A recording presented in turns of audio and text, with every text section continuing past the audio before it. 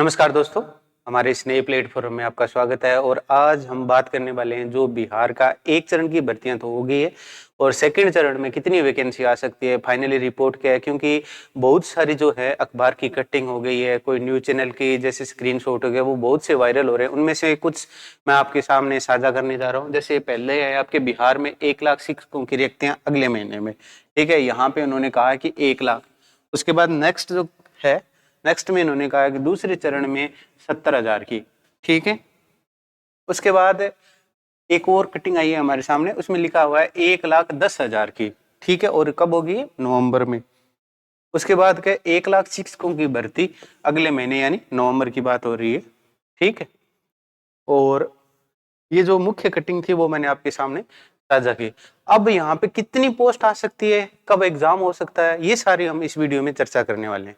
तो सबसे पहले मैं बता दूं कि अभी जो है फाइनली 1,60,000 जो अभी नियुक्त हुए पहले चरण में, उनकी नियुक्ति की जा रही है।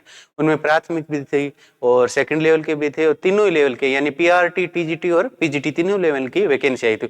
अब की बार जो वैकेंसी है वो सबसे ज्यादा फोकस किस पे रहेगा, तो वो सबसे ज्यादा है वो पोस्ट आएगी आपकी टीजीटी और पीजीटी, क्योंकि पीआरटी के जो ऑलमोस्ट पद है वो भर दिए गए हैं। और उनमें से लगभग ये मान के चलो पीआरटी के अंदर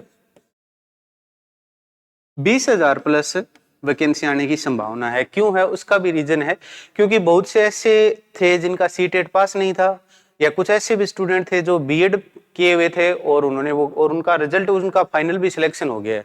तो अब क्या है, उनकी नियुक्तियां की जा रही है। तो जो इनवैलिड स्टूडेंट है, समझ गए, यानी जो योग्यता अपनी पूरी नहीं करते हैं, तो वो उनको बाहर कर दिया जाएगा। और यहाँ रही पीआरटी के लिए, तो बीएड वाले भी बाहर हैं। सुप्रीम कोर्ट का फाइनल निर्णय आ चुका है, तो बीएड वाले यहाँ से बाहर हो चुके हैं।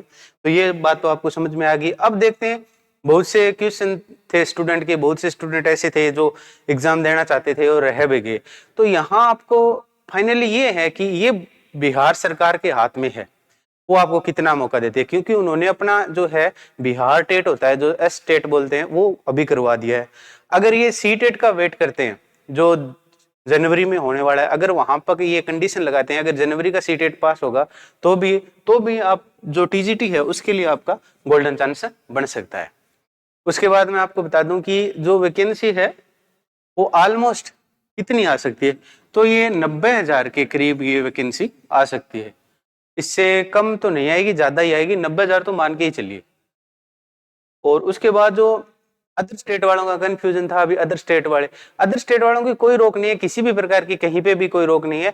अदर स्टेट वालों की प्रॉब्लम क्या है, सबसे बड़ी प्रॉब्लम है ये है कि अदर स्टेट वालों को उन्होंने जो टीजीटी और पीजीटी की जो वैकेंसी थी उसमें उन्होंने कहा था कि सीटेट वैलिड नहीं है, जो बिहार का बीटेट है वही वैलिड होगा। तो ये आपको ध्यान रखने वाली बात है। अब नया विज्ञापन आएगा, उसमें ये क्या शर्त देते हैं, क्योंकि सीटें, बहुत सारी सीटें हैं वो खाली गई है, जो योग्य शिक्षक है वो नहीं मिले।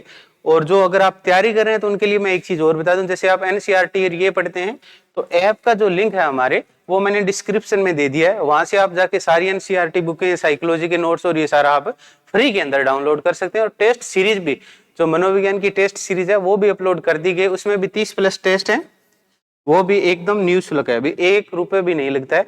एनसीईआरटी बेस्ड सभी टेस्ट हम क्या है एक बार फ्री में दे रहे हैं सभी स्टूडेंट को।